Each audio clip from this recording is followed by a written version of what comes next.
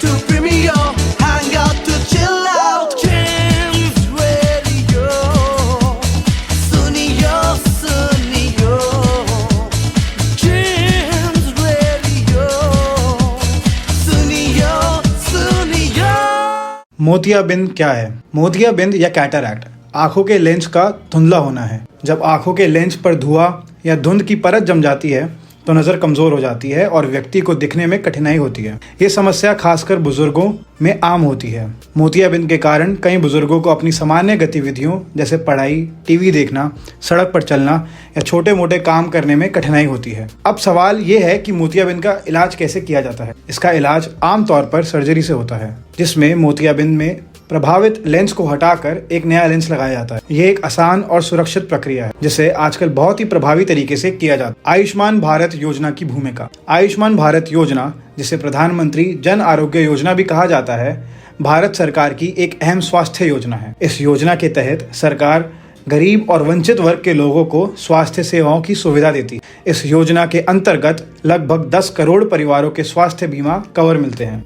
इनमें बुजुर्गों को विशेष रूप से लाभ होता है क्योंकि आयुष्मान भारत योजना के तहत मोतियाबिंद जैसे गंभीर समस्याओं का इलाज के लिए उन्हें मुफ्त में सर्जरी मिल रही है। आयुष्मान भारत योजना के तहत इस ऑपरेशन की सारी लागत सरकार उठाती है और मरीज को एक भी रुपया नहीं देना पड़ता।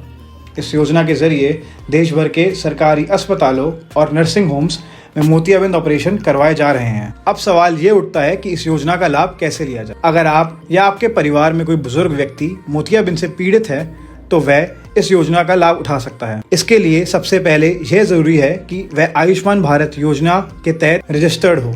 यदि आप इस योजना से कवर नहीं हैं तो आप अपने नज़दीकी जन सेवा केंद्र से जानकारी लेकर रजिस्ट्रेशन करा सकते हैं। इसके बाद आप किसी भी सरकारी अस्पताल में जाकर अपनी आंखों की जांच करवा सकते हैं। डॉक्टर आपकी आंखों की स्थिति के आकलन करेंगे और यदि आवश्यक हुआ तो मोतियाबिंद ऑपरेशन की सिफारिश करेंगे। सर्जरी की प्रक्रिया और लाभ।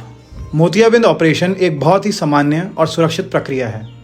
इसे अधिकांश मामलों में लोकल एनेस्थीसिया के तहत किया जाता है, यानी एक मरीज को पूरी सर्जरी के दौरान होश रहता है लेकिन उसे दर्द नहीं होता। इस ऑपरेशन के बाद मरीज को कुछ दिनों तक आराम की सलाह दी जाती है और फिर वह धीरे धीरे अपनी सामान्य गतिविधियों शुरू कर सकते हैं। इस ऑपरेशन का लाभ यह है कि मरीज की दृष्टि वापस आ जाती है और उनका जीवन सामान्य हो जाता है। विशेष रूप से बुजुर्गों के लिए ये राहत की बात है क्योंकि अब वे बिना किसी परेशानी के अपने दिनचर्या और कार्य आसानी से कर सकते हैं। सफलता की कहानियाँ। अब हम बात करते हैं कुछ बुजुर्गों की सफलता की कहानियों के बारे में। इस योजना के तहत कई बुजुर्गों ने मोतियाबिंद सर्जरी करवाई है और उनकी जिंदगी बदल गई।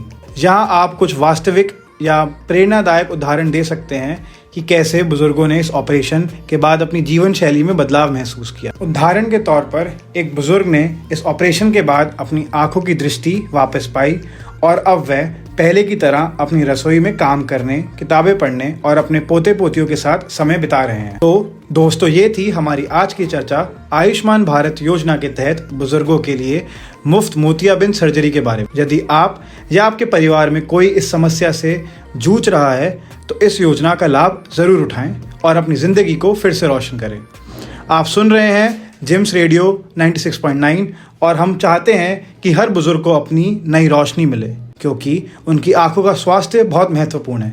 धन्यवाद और ध्यान रखें अपनी आंखों का। हाँ, तो मेरे प्यारे साथियों, आप हैं mister Suresh, fit and fine.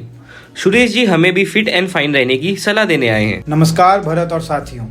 भले ही हमारी एज ओल्ड हो लेकिन हमें खुद को हमेशा यंग रखना है और इसके लिए ज़रूरी है सही डाइट और न्यूट्रिशन की सही मात्रा और योगा एंड एक्सरसाइज। क्यों भरत? हाँ सुरेश, दादू हमेशा मुझसे कहते रहते हैं खान पान सही तो जीवन सुखी। बिल्कुल ठीक, आपके दादू बिल्कुल ठीक कहते हैं लक्ष्मी। अगर हम सही पोषण लेंगे, सही खान पान करेंगे तभी तो हम इस उम्र में भी अपने आप को फिट रखेंगे और निरोग रखेंगे। तो आप सभी हमारे साथियों से मुझे कहना है कि आप सभी सही समय पर सही खान पान जैसे सही साग सब्जी, भरपूर मात्रा में प्रोटीन, आयरन युक्त खाने और साथ ही साथ और भी न्यूट्रिशन से भरे हुए पोषक तत्वों को खाएं।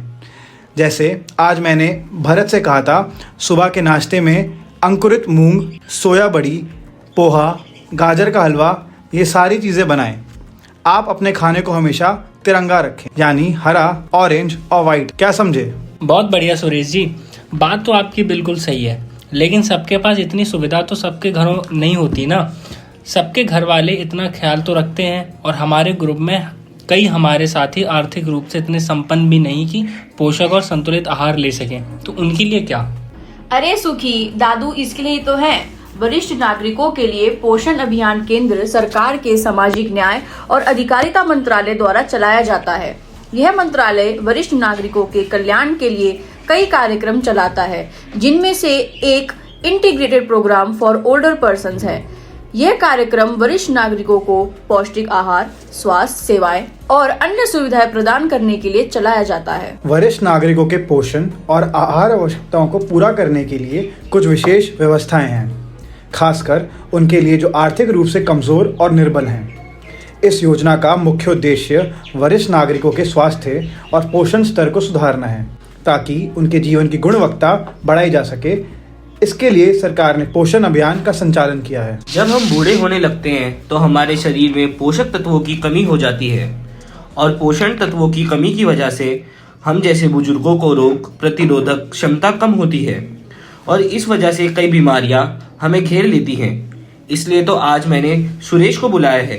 सुरेश हमें बताएंगे कि किस तरह से हम पूरक तत्वों को लेकर खुद को स्वस्थ और निरोग बनाएं। हाँ, मैं अपनी बात पूरी कर देता हूँ। पौष्टिक भोजन कोई बहुत महंगा भोजन तो नहीं होता। इसे हमारे आसपास के पोषक तत्व पूरा कर सकते हैं, जैसे दूध, अंडा, मौसमी सब्जियां और फल, हरी पत्तेदार सब्जियां, दालें और अनाज। और आज हमारे साथ एक डाइटिशियन भी है, जिनके द्वारा हम जानेंगे कि बुजुर्गों को किस तरह से अपने पोषक आहार और अपने डाइट को मैनेज करना चाहिए। चलिए सुनते हैं उनसे भेंट वार्ता। डॉक्टर साहब की बताई हुई बातें तो काफी अच्छी हैं, लेकिन सवाल ये उठता है भरत कि आखिर हम कैसे इन सारी सुविधाओं को खुद के लिए प्राप्त कर सकें, क्योंकि हमारे पास तो कोई ऐसा नहीं है जो हमें ये सुविधाएं मुहैया कराए, ना ही हम आर्थिक रूप से इतने मजबूत हैं। बिल्कुल, यह जानकारी भी हम आपको जरूर देंगे, लेकिन जरा हम सुन लेते हैं और भी हमारे बुजुर्ग साथियों की बातें जो हमारे आसपास कही हैं, जिन्होंने अपने खान पान के बारे में बातें बताई हैं। उन्होंने बताया है कि उन्हें कैसा खान पान मिलता है। तो अब हमारे मुख्य सवाल का जवाब हम देते हैं। जो आर्थिक रूप से कमजोर और निर्बल हैं, वो क्या करें? जैसा आप जानते हैं कि सामाजिक न्याय और अधिकारिता मंत्रालय वरिष्ठ नागरिकों के कल्याण के लिए कई कार्यक्रम चलाता है, जिनमें से एक integrated programme for older person है।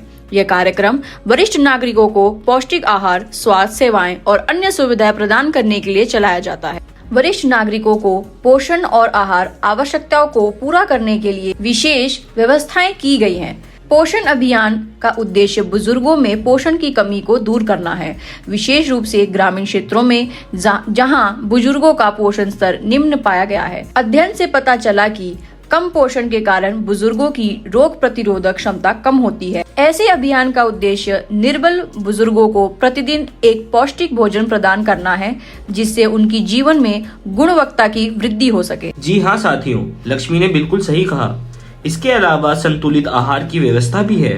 पोषक अभियान के तहत बुजुर्गों को संतुलित खाद्य पदार्थ प्रदान किया जाता है। स्थानीय रूप से उपलब्ध फल, स्थानीय सब्जियां, विशेष रूप से हरे पदार्थ सब्जियां, दूध, अंडे, दालें और अनाज, ये सभी तत्व बुजुर्गों को पोषण संबंधित आवश्यकताएं को पूरा करने के लिए चयनित किया गया है, ताकि वे स्वस्थ और पौष्टिक आहार प्राप्त कर सकें। इस योजना के अंतर्गत भोजन तैयार करने में स्थानीय स्तर पर उपलब्ध स्वस्थ खाद्य सामग्रियों का उपयोग करने पर जोर दिया गया है, ताकि उन्हें गर्म ताजा भोजन मध्याह्न भोजन के रूप में दिया जा सके। इससे बुजुर्गों को आसानी से पौष्टिक भोजन मिल सकेगा और यह स्थानीय किसानों के लिए भी फायदेमंद होगा। और तो और इस योजना के तहत हर बुजुर्ग के लिए प्रतिदिन 20 रुपए का भत्ता निर्धारित किया गया है। इससे प्रशासनिक खर्चे भी शामिल हैं। इस राशि का उपयोग स्थानीय खाद्य सामग्री की खरीद और भोजन वितरण में किया जाता है। वाह, क्या बात है! अब तो हम सारे ओल्ड एज गोल्ड एज बनेंगे, जब अटल व्यय अभ्युदय योजना से पोषण पाकर सेकंड इनिंग में फ्रंट फुट में खेलेंगे। हाँ सुरेश, हाँ, सब होंगे फिट तो बुढ़ापा हो जाएगा हिट। हमारे बड़े और बुजुर्ग साथियों, अच्छा खाएं, स्वस्थ भोजन, रहिए फिट, तभी तो सेकंड इनिंग होगी सुपरहिट। तो देश भर के बुजुर्गों के फिट बने रहने की कामना के साथ आज के इस अंक से हमको दीजिए अनुमति। जल्दी ही फिर मिलते हैं आपसे सामाजिक न्याय और अधिकारिता मंत्रालय के प्रयोजन में कम्युनिटी रेडियो एसोसिएशन द्वारा निर्मित अटल वयो अभ्युदय योजना पर आधारित कार्यक्रम हमारे बुजुर्ग हमारा अभिमान कार्यक्रम के 19वें एपिसोड के साथ। नमस्कार। Jim's Radio. Sunio, Sunio. You listen to your heart, and we'll hear you out. हम करेंगे सब कुछ all clear and loud. Jim's Radio. Sunio, Sunio. Education sensation, cricket match running.